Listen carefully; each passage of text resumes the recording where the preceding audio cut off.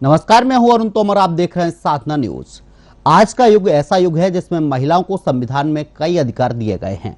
आज महिलाएं इस विकासशील भारत को विकसित बनाने के लिए अपना योगदान देती हैं, परंतु फिर भी उन्हें कई बार अलग अलग रूपों में प्रताड़ित किया जाता है और उनके अधिकारों का हनन किया जाता है।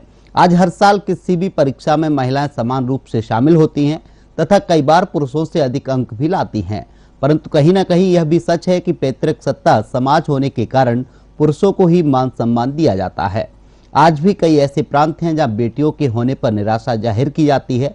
आज कई महिलाएं जैसे किरण बेदी, सुष्मिता सेन, पद्मावती बंदोपाध्याय, सुचेता कृपलानी आदि सशक्त हैं। इन्हीं की तरह हमें भी सशक्तिकरण करना है तथा इस महिला सशक्तिकरण पर कई लोगों को पहुंचाना है ताकि वह भी महिला सशक्तिकरण का महत्व समझ पाए।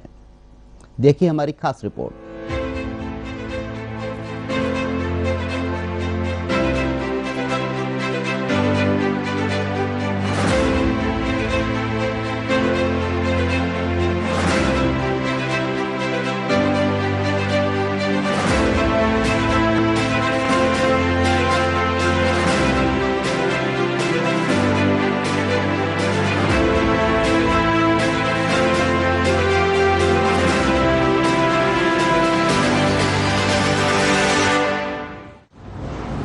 नमस्कार, आप देख रहे हैं साधना न्यूज और मैं हूं आपके साथ पूजा जोशी।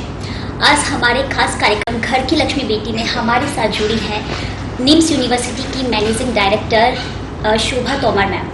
स्वागत है मैम आपका हमारे खास कार्यक्रम घर की लक्ष्मी बेटी में। धन्यवाद, आप यहाँ आए, मेरे इंटरव्यू लेने आए हैं, इसके लिए मैं आपको सबसे पहले तो आपको धन्यवाद देती हूँ। बहुत बहुत शुक्रिया मैम।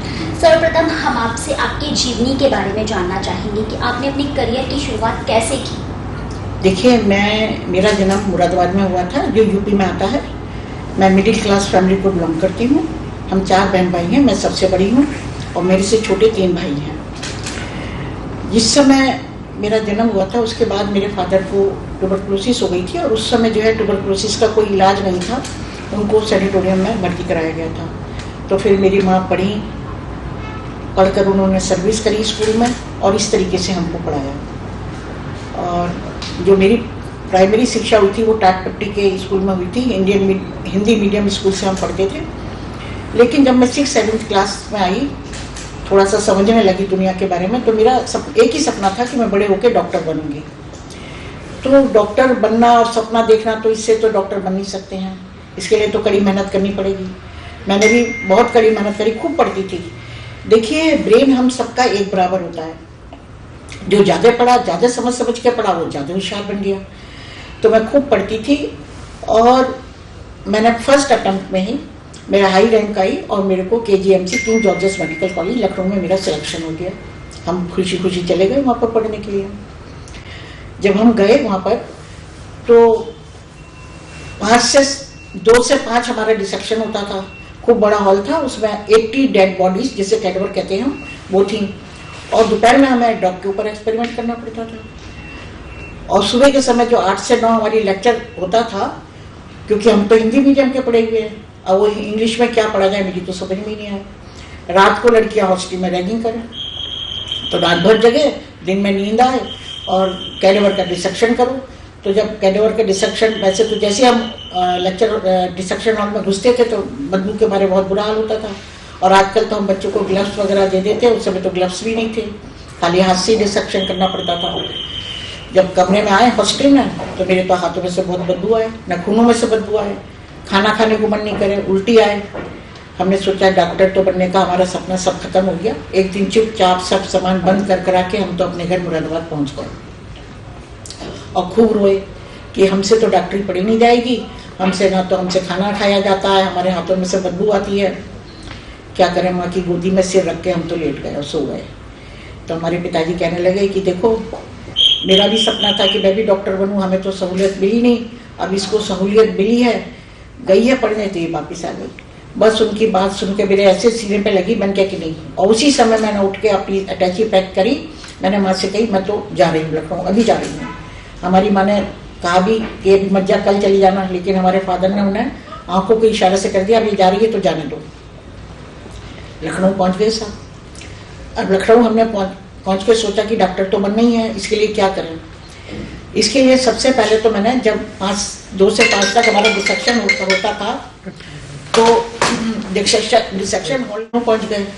तो 2 से 5 जो हमारा डिसेक्शन होता था, तो हम डिसेक्शन हॉल से जब हॉस्टल में आते थे तो सबसे पहले मैं गर्म पानी करा और उससे नहाती थी, खूब नाखून साफ कर आके। नहाने के बाद चाय पिए, चाय पीने के बाद डिनर कर सो जाती थी आराम से। और सोने के बाद सुबह डेली मैं 4 से 7 बजे तक उठती थी, उससे मैं पढ़ाई करती थी। और पढ़ाई करने के बाद जो हमारे आज लेक्चर है उसको पहले पढ़ती थी, पढ़ने के बाद जब कॉलेज में गई तब समझती थी, और घर हॉस्टल आके फिर उसे पढ़ती थी। तो इस तरीके से मेरे को सब समझ में आने लगा, रैगिंग से भी बच गई, पढ़ाई भी करने लगी, और इस तरीके से मेरा कैरियर शुरू हो गया। 4.5 साल का कोर्स मैंने पूरे 4.5 साल में ही किया, कभी फेल नहीं हुई, हमेशा फर्स्ट टाइम में मेरा नाम आता था। और मेरे को उस समय यूनिवर्सिटी में, लखनऊ यूनिवर्सिटी से स्कॉलरशिप भी मिलता था। मैंने स्पोर्ट्स में भी भाग लिया है, रिले रेस में खूब भाग लेती थी मैं यूनिवर्सिटी में। 3 लेगेड में भाग लिया है मैंने, फर्स्ट नंबर पे प्राइज मिला है मेरे को। और ये म्यूजिकल चेयर रेस में और छोटे मोटे जो कार्यक्रम होते थे सब में भाग लिया है मैंने। इतना आसान नहीं होता है अपने सपनों को पूरा करना। घर की परिस्थितियाँ, जैसा कि आपने बताया कि इतना सब कुछ होने के बावजूद भी मैंने मेहनत की। मेहनत करने के बाद में इस मुकाम तक पहुंचना, इन बीच किन किन चुनौतियों का सामना करना पड़ा? देखिए, वो तो जब डॉक्टर बन गए तो बन ही गए। उसके बाद पीजी में एडमिशन हो गया, पीजी में मेरा लखनऊ में भी हो गया था, पीजीआई चंडीगढ़ में भी हो गया था। फिर मैंने पीजीआई चंडीगढ़ से गायनी में एमडी किया। उसके बाद शादी के बाद हम जयपुर आ गए। जयपुर में मेरी फर्स्ट पोस्टिंग सांगनेरी गेट पर हुई, और सांगनेरी गेट पे होने के बाद जो था यूपीएससी का, आरपीएससी का इंटरव्यू में बैठी। जब आरपीएससी इंटरव्यू में बैठी मैं, तो मैं तो कुछ पढ़ती नहीं थी, पढ़ाई भी नहीं करती थी। वहाँ पर हमारे चेयरमैन जो थे अड़ियप्पा जी थे और डॉक्टर रत्नू बैठे हुए थे। उन्होंने मुझसे पूछा कि भाई ब्रेस्ट एब्सेस ड्रेन करके बताओ। मेरे को अपने 4th सेमेस्टर की बात याद आ गई, जब मेरे को डॉक्टर टीसी गोयल थे, उन्होंने ब्रेस्ट एब्सेस मेरे से ट्रेन कराया था। उस समय तो मुझे बहुत गंदा लग रहा था ब्रेस्ट एब्सेस ड्रेन करना। मैंने उनको पूरी प्रक्रिया बताई कैसे करना, और आखिर में कहा इसके अंदर हम कोरुगेटेड स्टेन डालेंगे। वो एकदम जैसी मैंने कहा एकदम कुर्सी से खड़े हो गए, बोले अरे अरे तूने कहाँ से किया है एमबीबीएस? मैंने कहा सर मैंने king George's medical college Lucknow से किया हुआ है। तो वो कहने लगे अड़ियप्पा जी से कि देखो हमारे स्टूडेंट्स हैं कितने बेवकूफ़ हैं। 8 स्टूडेंट्स को पहले वो यही क्वेश्चन पूछ चुके थे, और सबके सब MS सर्जरी थे। तो कोई किसी बच्चे ने उनको ये नहीं बताया था कि कोरुगेटेड स्टेन डालेंगे ब्रेस्ट एब्सेस में। तो हमारे लखनऊ की पढ़ाई भी बहुत अच्छी थी, तो मेरे को भी बड़ी खुशी हुई, और मेरा जो है अपर रैंक में आरपीएससी से सिलेक्शन भी हो गया। इस तरीके से चलते रहे गवर्नमेंट की सर्विस ज्वाइन कर ली हमने। सन 2000 में हमारे मुख्यमंत्री जी ने यहाँ पे घोषणा करी थी कि हम प्राइवेट मेडिकल कॉलेज भी खोल सकते हैं। और यहाँ आने से पहले जब मैं गवर्नमेंट जॉब में थी तो मैंने 1 साल लंदन में भी इसकी IVF की ट्रेनिंग के लिए मैं गई थी। मैंने 1 साल IVF का कोर्स किया था। जब मैं वहाँ पर गई लंदन में, किंग्स कॉलेज में मेरे को एडमिशन मिल गया था, तो मैंने देखा कि अगर हम 100 पेशेंट लेते हैं जिनके कि बच्चे नहीं होते हैं, तो 33% में मेनली फीमेल में खराबी होती है, 33% में मेनली मेल में खराबी रहती है, और 33% केसेस में मेल और फीमेल दोनों में ही खराबी रहती है। तो वहाँ से मैं सीख कर आई, मेरी प्रैक्टिस बहुत अच्छी चलती थी। अभी भी आज भी मैं प्रैक्टिस करती हूँ, सुबह 2 घंटे जरूर पेशेंट देखती हूँ, और भगवान की कृपा है 80% पेशेंट जो होते हैं वो ठीक हो जाते हैं। फिर सन 2000 में हमारे मुख्यमंत्री जी ने घोषणा की थी कि हम यहाँ पर प्राइवेट मेडिकल कॉलेज खोल सकते हैं। तो उसके लिए हमने दिल्ली जयपुर हाईवे पर ये ज़मीन खरीदी। उस समय हमने 25 एकड़ ज़मीन खरीदी थी। इंडियन मेडिकल ट्रस्ट की स्थापना की, जिसकी कि मैं वाइस चेयरमैन हूँ और आजीवन ट्रस्टी हूँ। और ये हमारा जो निम्स यूनिवर्सिटी है ये इंडियन मेडिकल ट्रस्ट की एक इकाई है। फिर इसका जो फाउंडेशन स्टोन था ये हमारे मुख्यमंत्री जी अशोक गहलोत जी ने जुलाई 2002 को रखा। अब कभी भी मुख्यमंत्री जी अशोक गहलोत जी मिल जाते हैं तो हमेशा पूछते हैं और मिसेस तोमर आपकी यूनिवर्सिटी कैसी चल रही है? तो मेरा एक ही जवाब होता है कि सर पौधा तो आप ही नहीं लगाया था, हम तो उसको सींच रहे हैं। तो वो भी खुश हो जाते हैं और हम भी खुश हो जाते हैं। और आज देखिए ये पौधा सींचते सींचते कितना बड़ा हो गया है, एक बड़ वृक्ष का रूप धारण कर लिया। इसमें सबसे पहले हमको नर्सिंग कॉलेज की परमिशन मिली, उसके बाद मेडिकल की, डेंटल की, पैरामेडिकल की, फार्मेसी की, MBA की, होटल मैनेजमेंट की, और हमारे यहाँ KG से 12वीं तक का स्कूल भी है। हमारा जो हॉस्पिटल है वो 3000 बेडेड हॉस्पिटल है। और हमारे यहाँ जितनी भी फीमेल डिलीवरीज होती हैं, बेटी बचाओ बेटी पढ़ाओ के अंतर्गत मैं उनको KG से 12वीं तक की एजुकेशन अपने स्कूल में फ्री देती हूँ। मैं उनको मिड डे मील भी देते हैं हम बच्चों को। पहले तो पूरा प्रॉपर मील देते थे, लेकिन आजकल हम गुड़ चना देते हैं। हमने कोरोना काल में भी बड़ी मदद की है पेशेंट की। हमने 300 ICU बेडेड हॉस्पिटल था हमारा, जिसमें खाली कोरोना के पेशेंट रहते थे। और हम करीब 2500 पैकेट फूड पैकेट भी बांटते थे डेली के। सेकंड वेव बड़ी खराब थी। हमारा ऑक्सीजन प्लांट पहले से लगा हुआ था, जिसमें कि करीब 280 सिलेंडर्स हमको मिलते थे ऑक्सीजन के। और हमारी गवर्नमेंट ने भी हमारी बड़ी मदद की थी। हमें कभी किसी चीज़ की शॉर्टेज नहीं आने दी। ऑक्सीजन सिलेंडर को मिलते रहे थे हमको। मैम, अगर आपकी हॉबीज़ की हम बात करें तो क्या पसंद है आपको? मेरे को हॉबीज़ तो पहले तो मेरे को पेशेंट देख रही है। मेरे को बहुत अच्छा लगता है पेशेंट देखना। उनकी जब किसी पेशेंट के बहुत से पेशेंट आए 10-10 11, अभी थोड़ी सी देर पहले कोई हमारे यहाँ ऊपर CEO में काम करता है, वो मेरे को मिठाई लेकर आया कि मैडम मेरी बहन के आपके इलाज से डिलीवरी हो गई। मैंने कहा कब हुई? बोले 24 दिसंबर को हुई है और 11 साल उसकी शादी को गए थे। तो मेरे को ऐसा देख के लगता है कि मेरे को बड़ी खुशी हुई। एक तो मैं जब भी अपने पेशेंट को देखती हूँ तो मैं ये सोच कर देखती हूँ कि मेरी छोटी बहन है, मेरी भाभी है, मेरी बेटी है। तो जब मैं अपने मन में ऐसे करके देखती हूँ ना पेशेंट को, तो पेशेंट जरूर ठीक हो जाता है। क्योंकि मैं पेशेंट को अपने मैंने ये धारणा बना ली है कि ये मेरी बेटी है। तो जैसे मैं बेटी का इलाज करूँगी तो ऐसे पेशेंट का इलाज भी करूँगी, तो पेशेंट जरूर ठीक हो जाते हैं। अभी हमारा जो गार्ड है, इसके भी मेरे इलाज से ही बच्चा रुका है। तो इस तरीके से मैंने बहुत अच्छा लगता है मेरे को। आपकी लाइफ की अचीवमेंट्स की अगर हम बात करें तो क्या जीवन में आपने अचीव किया और सबसे ज़्यादा आपको क्या खूबसूरत लगा? देखिए, मेरे को कई सारे अवार्ड मिल चुके हैं। सबसे पहले मेरे को भास्कर ने लीडिंग लेडी ऑफ राजस्थान दिया है। मेरे को वसुंधरा जी ने दिया है वुमेन एम्पावरमेंट अवार्ड। मेरे को राजीव गांधी अवार्ड मिल चुका है। मेरे को Mahatma Gandhi award house of lord London से मिला है। और मेरे को बेस्ट गायनेकोलॉजिस्ट अवार्ड हमारे उस समय हेल्थ मिनिस्टर थे रघु शर्मा जी, उन्होंने दिया है। मेरे को अवार्ड कालीचरण सर्राफ जी ने भी दे रखा है।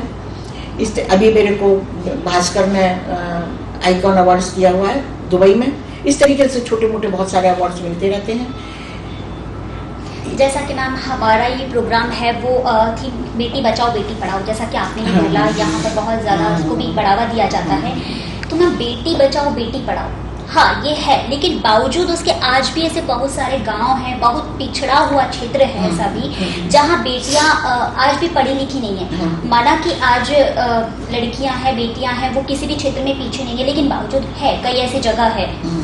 इसके लिए मैं चाहूँगी कि हम जितनी भी पढ़ी लिखी महिलाएं हैं, शिक्षित महिलाएं हैं, अगर वो अपने पास में देखती हैं कि 2 बच्चियाँ या 2 महिलाएं शिक्षित नहीं हैं, उनको हम पढ़ाएं। तो अगर देखिए एक लेडी 2 महिलाओं को शिक्षित करेगी तो पूरे गांव में सब जगह शिक्षित महिलाएं होंगी। शिक्षा की अगर हम नारी को बढ़ावा देना चाहते हैं तो शिक्षा और स्वास्थ्य 2 चीज़ें बहुत ज़रूरी हैं। अगर एक नारी शिक्षित होती है तो वो 2 घरों को शिक्षित करती है, अपनी माँ के घर को भी और अपनी ससुराल के घर को भी। इसलिए हमें नारी की शिक्षा बहुत ज़रूरी है और नारी के स्वास्थ्य का ध्यान भी रखना बहुत ज़रूरी है। अगर नारी स्वस्थ होगी तभी वो अपनी फैमिली का, अपना परिवार का ध्यान रख सकेगी। और नारी क्या नहीं कर सकती है, बस उसको एक उसकी ज़रूरत पड़ती है, उसको सपोर्ट की ज़रूरत पड़ती है उसको। तो मैं चाहूँगी कि जितने भी टेबल मेकिंग डिसीजन हो, सब में नारी की भागीदारी होनी चाहिए, चाहे वो घर पर हो, चाहे सेक्रेटरीट में हो, चाहे CM हाउस में हो, चाहे PM हाउस में हो। नारी की भागीदारी बहुत ज़रूरी है। देखिए, हम देख रहे हैं आजकल नारी क्या से क्या नहीं कर सकती है। पहले तो नारी को केवल घर की 4 दीवारी के अंदर सोचते थे कि ये तो बच्चा पैदा कर सकती है, लेकिन ऐसा, या खाना बना दे, लेकिन ऐसा नहीं है। आजकल देखिए नारी जो है सोशल मीडिया पर भी हैं, हेल्थ मिनिस्ट्री में भी हैं, PM भी बन चुकी हैं, CM भी बन चुकी हैं, और तो और हमारी गवर्नर्स भी हैं, राष्ट्रपति भी हमारी नारी ही हैं। मैं भी, लेकिन नारी को दुगनी वो करनी पड़ जाती है। घर का काम भी करे, घर के बच्चों को भी देखे और बाहर का भी काम करे। जैसे कि मेरा है, तो ऐसा नहीं है कि मैं इतनी बड़ी बन गई यहाँ पर आप देख रहे हैं ऐसा बैठी है, ऐसा नहीं है। मैंने ज़मीन से होके काम किया है और मैंने घर को भी संभाला है और यूनिवर्सिटी को भी संभाल रही हूँ। जहाँ तक ये देखा गया है कि जब लेडीज़ वर्किंग होती है तो घर बार नहीं संभाल पाती हैं, बच्चे उनके ऐसे हो जाते हैं। लेकिन देखिए मेरी तीनों बच्चियाँ डॉक्टर हैं, मेरा बेटा डॉक्टर है, तो मैंने पढ़ाई का भी उनका पूरा ध्यान रखा है। यहाँ यूनिवर्सिटी के साथ साथ मैं घर पर जब ये यहाँ देखती थी तो मैं घर पर 8 से 10 तक हमेशा बच्चों का समय देती थी और संडे के दिन पूरा बच्चों के साथ रहती थी। इस आज की नारी को और युवा पीढ़ी को मैम आप साधना न्यूज़ के माध्यम से क्या संदेश देना चाहेंगे? मैं ये देना चाहूँगी कि बच्चियों, आप खूब पढ़ो, अपना ध्यान रखो। अगर आप पढ़ोगी तभी आप आगे बढ़ोगी और किसी चीज़ से डरना नहीं चाहिए। वैसे तो मैं अभी भी कहूँगी, चाहे नारी को कितने ही हम कहते रहें कि नारी सशक्तिकरण है और ये है वो है, लेकिन अभी भी देश तो पुरुष प्रधान ही है। नारी पे करता है, बहुत सी नारी है डर के मारे बता नहीं पाती हैं अपनी बातें। अभी मैं देख रही थी, कहते रहते हैं कि भाई हम नारी के लिए हमने ये कर दिया वो कर दिया, पुलिस प्रोटेक्शन दे दिया, FIR लिखा दो, ये कर दो, लेकिन नहीं, फिर भी नारी डर के मारे अपनी फैमिली से बाहर नहीं आ पाती है। उनके मन में डर है कि अगर मैं कहूँगी तो पता नहीं क्या हो जाएगा, घर वाले बाहर नहीं कर दें, ये नहीं कर दें, वो नहीं कर दें। तो अभी कहते हैं, हम बातें तो बहुत करते हैं नारी सशक्तिकरण की, लेकिन अभी इतना ज़्यादा है नहीं। आपके माध्यम से संदेश कि नारी कैसे अपने आप का बचाव करे, कैसे सशक्त हो? देखिए, पहले तो उसको शिक्षा, पढ़े लिखे को, फिर नारी को स्वावलंबी होना चाहिए, अपना उसकी अपनी खुद की अर्निंग होनी चाहिए। उसके लिए वो चाहे अगर कम पढ़ी लिखी है तो ब्यूटी पार्लर का कोर्स कर ले, मतलब कुछ ना कुछ स्किल्ड होना चाहिए नारी को। तभी अगर उसकी अपनी खुद की अर्निंग होगी, अपने ऊपर डिपेंडेंट रहेगी, अपने हस्बैंड पर या फादर पर पूरी तरीके से डिपेंडेंट नहीं होगी, तभी वो कुछ कर सकती है, नहीं तो नहीं। शिक्षा के साथ साथ उसको इनकम भी उसकी होनी चाहिए, तभी कुछ कर पाएगी।